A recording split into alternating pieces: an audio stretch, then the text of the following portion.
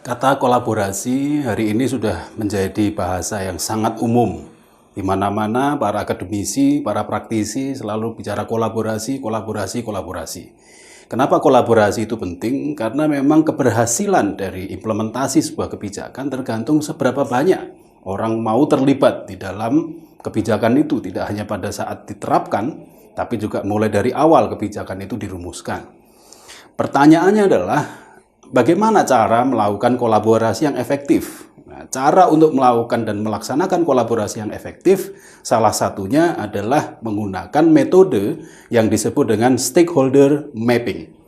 Nah, stakeholder mapping ini akan menjadi bahasan kita pada video kita kali ini, khususnya untuk diterapkan dan untuk digunakan sebagai alat analisis bagaimana banyak orang, bagaimana banyak pihak, bagaimana banyak aktor mau terlibat dan bagaimana strategi kita untuk membuat para aktor dalam kebijakan itu mau terlibat.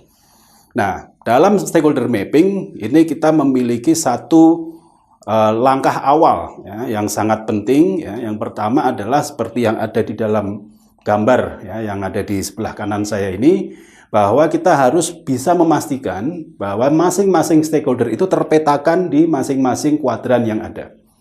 Nah, kuadran ini dibangun berdasarkan dua asumsi. Asumsi yang pertama seperti yang dilihat di gambar ini, bahwa secara vertikal para stakeholder, para aktor itu memiliki level kekuatan dari sisi ketertarikan mereka pada isu kebijakan yang kita sedang bahas. Nah, pada sumbu yang horizontal itu adalah level of power. Ya, jadi sampai sejauh mana kekuatan dari stakeholder itu dalam memveto sebuah kebijakan. Ya, jadi sekali lagi saya ulangi, ada dua sumbu dalam melakukan stakeholder mapping. Pertama adalah sumbu ketertarikan dan kedua adalah sumbu kekuatan. Nah, berdasarkan dua asumsi ini maka kita bisa memetakan dengan baik. Nah, yang pertama, ketika kita melihat ya, dari sumbu ini kita bisa melihat bahwa ketika seorang stakeholder, katakanlah kita sedang berbicara tentang kebijakan pertanian misalnya. Nah, maka salah satu stakeholder tentu adalah petani. Nah, coba sekarang kita lihat, petani kira-kira masuk dalam kuadran yang mana? Nah, petani itu apakah dia memiliki power yang tinggi dalam memveto kebijakan itu berjalan atau berhenti? Tentunya dalam konteks masyarakat yang seperti di Indonesia ini mungkin tidak terlalu kuat, sehingga posisi petani pada sumbu horizontal itu berada dalam posisi yang lemah. Nah, sehingga dia ada di sini. Nah, sementara kalau kita lihat dari sumbu ketertarikan, petani apakah tertarik atau tidak tentang isu pertanian? Tentu saja dia memiliki ketertarikan yang tinggi. Nah, sehingga dari pemetaan itu kita bisa menempatkan petani pada kuadran yang di atas, ya, di kanan atas, yaitu kelompok yang memiliki ketertarikan tinggi terhadap isu, tapi powernya secara kebijakan itu lemah. Nah, kemudian siapa lagi misalnya? Oke, katakanlah kepala daerah. Oke, kepala daerah kalau kita lihat dari dua sumbu ini bagaimana? Apakah dia punya power yang tinggi? Tentu saja, kepala daerah memiliki power yang tinggi. Tapi apakah kepala daerah itu memiliki ketertarikan terhadap isu kebijakan pertanian? Bisa ya, bisa tidak. Anggaplah kepala daerah itu tidak begitu tertarik dengan isu pertanian. Maka kemudian kepala daerah tersebut kita taruh di kuadran yang ada di kiri bawah, yaitu memiliki power tinggi, tapi ketertarikannya terhadap isu itu lemah. Nah, ini adalah langkah pertama. Ya, dari sekian banyak stakeholder yang sudah kita data, sekian banyak stakeholder yang sudah kita list dalam sebuah konteks kebijakan tertentu, masing-masing kita tempatkan di kuadran-kuadran yang ada ini. Nah, tentu dalam menempatkan mereka dalam kuadran itu membutuhkan diskusi. Ya. Jadi tidak sesederhana kemudian si A ditaruh di kuadran 1, si B taruh kuadran 2, tidak sesederhana itu. Tentu melakukan proses FGD, melakukan diskusi, melakukan pendalaman, melakukan interview, observasi, dan sebagainya, sehingga stakeholder A kita taruh di kuadran 1. Stakeholder B kita taruh di kuadran 2. Itu merupakan hasil sebuah diskusi. Dalam konteks analisis kebijakan publik, proses tersebut itu sudah masuk dalam kategori kegiatan analisis kebijakan publik. Oke, anggaplah kemudian pemetaan berbasis dua sumbu tadi selesai. Pertanyaan berikutnya adalah, apa yang harus kita lakukan? Treatment apa yang harus kita lakukan pada masing-masing kelompok? Nah, di situ kita bisa melakukan treatment berdasarkan kuadran. Misalnya, kuadran yang ada di, saya contohkan tadi petani, ya, kuadran 1, maka yang harus kita lakukan adalah tetap menjaga ketertarikan mereka terhadap isu itu. Itu yang dinamakan dengan keep satisfied. Ya, dalam konteks analisis kebijakan stakeholder dalam ini adalah stakeholder mapping, keep satisfied. Jadi bagaimana kita bisa tetap menjaga ketertarikan mereka. Nah, kemudian yang bagi kelompok yang lemah, ya misalnya dalam kasus kebijakan di sektor pertanian tadi katakanlah nelayan. Jadi nelayan tidak seberapa tertarik dengan isu pertanian. Kemudian nelayan juga tidak memiliki power sehingga dia masuk dalam kuadran yang ada di sudut sini. Nah, sehingga apa yang harus kita lakukan? Kita harus tetap monitor mereka. Ya, jadi jangan diabaikan. Kita tetap harus pantau karena bagaimanapun juga posisi nelayan ini suatu saat mungkin akan kita gunakan. Nah, bagaimana dengan yang ada di kuadran yang di sebelah kiri? Ya, apa yang harus kita lakukan? Treatment seperti apa yang harus kita lakukan? Yang harus kita lakukan pada kuadran yang ada di sini karena mereka memiliki power, maka kita harus tetap menjaga suplai informasi kepada mereka. Ya, jadi jangan sampai kita abaikan, wah karena ini bupati nggak tertarik terhadap isu ini, ya udah kita tinggalkan, jangan begitu. Tapi bagi yang ada di kuadran yang di sebelah kiri bawah ini, maka kita harus terus mensuplai informasi. Ya, kita kirim WhatsApp, kita kirim email, kemudian di akun media sosialnya terus kita suplai informasi tentang pertanian sehingga mungkin lama-lama mereka akan naik ya, dari kuadran yang ada di bawah menjadi di atas. Nah, bagaimana dengan kuadran yang ada di atas ini yang paling ideal, memiliki power yang tinggi dan memiliki ketertarikan isu yang tinggi. Katakanlah misalkan ada salah satu anggota DPR yang basis konstituensinya adalah para petani sehingga dia memiliki power yang tinggi dan dia memiliki isu yang tinggi. Apa yang kita lakukan? Inilah yang harus kita maintain dan kita ajak untuk mengangkat stakeholder yang ada di kuadran di bawah sini dan untuk mengangkat power stakeholder yang ada di atas sebelah kanan. Nah, sehingga aktor utama yang harus kita ajak berkolaborasi adalah mereka yang terpetakan ada di kuadran yang paling atas di sini. Ya. Nah, itu adalah langkah pertama dalam melakukan stakeholder mapping. Nah, langkah berikutnya adalah masing-masing stakeholder yang ada di tiap kelompok tentu memiliki kekuatan yang berbeda. Katakanlah kita bisa menemukan di kuadran ketiga ini ada 10 stakeholder yang masuk kategori memiliki power yang kuat tetapi tidak tertarik. Kemudian kita di sini menemukan 7 stakeholder yang sudah lemah dan tidak tertarik. Nah, kemudian di kuadran yang lain kita menemukan ada 6 stakeholder misalnya. Nah, masing-masing kuadran itu tentu saja tidak bisa jadi lebih dari 1 stakeholder. Nah, kita harus melakukan perankingan. Ya. Sehingga di dalam kuadran ketiga tadi, misalnya kita temukan ada 10 stakeholder. Nah, itu dari 10 stakeholder itu mana yang lebih tinggi dan mana yang rendah. Itu yang dinamakan dengan proses ranking. Ya, jadi dari masing-masing kuadran itu ada rankingnya sendiri-sendiri. Rankingnya berdasarkan apa? Yang paling utama adalah berdasarkan power. Ya, jadi siapa yang lebih kuat. Dan yang kedua adalah berdasarkan interest. Tentu tetap basisnya adalah 2 sumbu yang tadi sudah saya jelaskan. Nah, berikutnya adalah tentang contoh. Nah, ini adalah bagian tentang contoh bagaimana kita menindaklanjuti dari kuadran yang tadi, pemetaan berdasarkan kuadran yang tadi sudah kita buat. Kemudian rating yang sudah kita lakukan, maka di dalam tabel ini ya, Anda bisa melihat bahwa masing-masing stakeholder itu terpetakan dan idealnya seperti terlihat di dalam kolom ya, yang paling kanan itu nama. Nah, dalam melakukan stakeholder analysis atau stakeholder mapping analysis, kita harus transparan. Ya. Kalau dipublikasikan bisa jadi mungkin ada informasi yang sensitif. Tapi dalam melakukan diskusi dan analisis harus transparan. Artinya apa? Kalau kita lihat di dalam contoh ini, nama itu keluar. Jadi si A itu langsung disebut namanya. Ya, John misalkan. B, kemudian yang kedua Mary, itu disebut namanya eksplisit.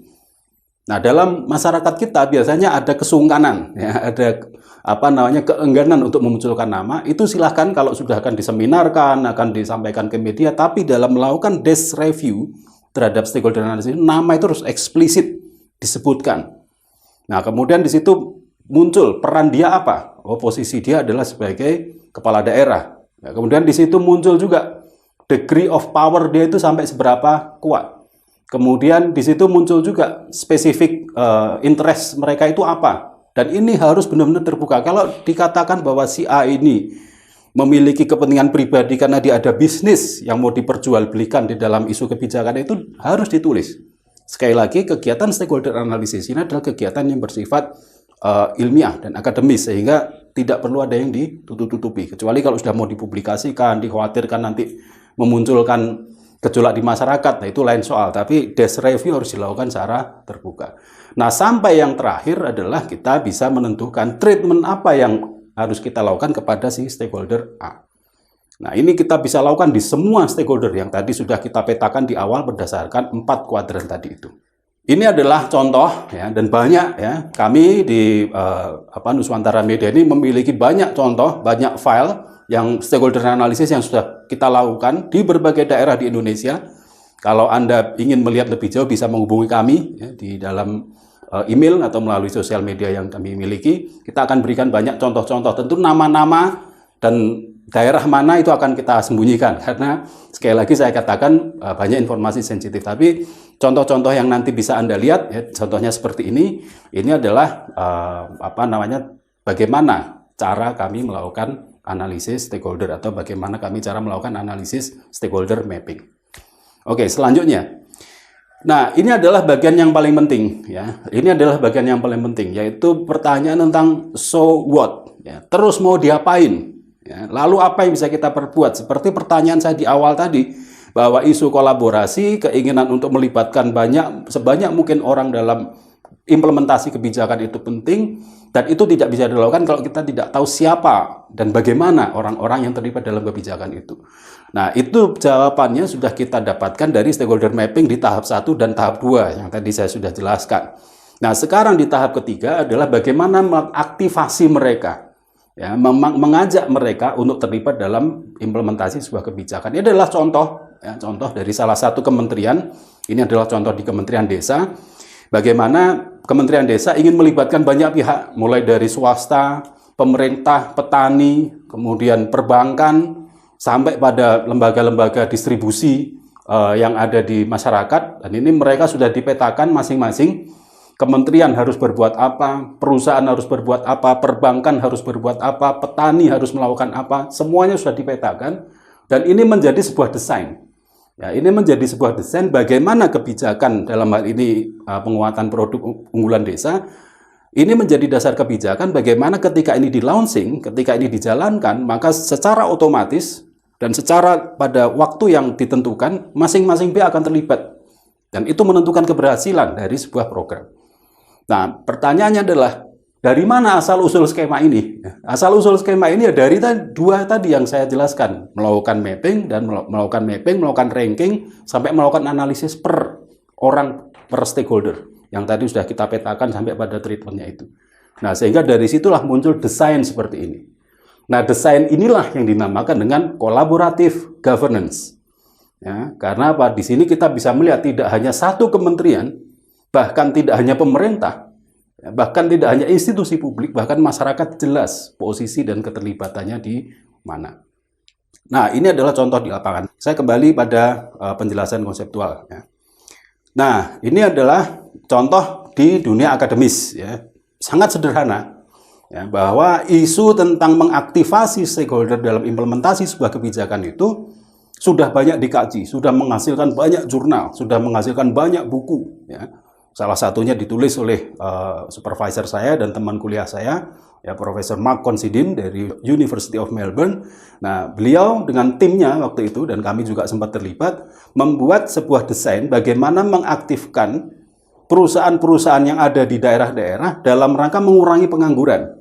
Ya, jadi perusahaan itu, kalau sekarang kita banyak mendengar tentang kartu prakerja dan sebagainya, maka di Australia pada saat itu juga sudah dilakukan, sehingga perusahaan-perusahaan kecil yang ada di tiap-tiap daerah difungsikan oleh pemerintah sebagai penyedia jasa pelatihan.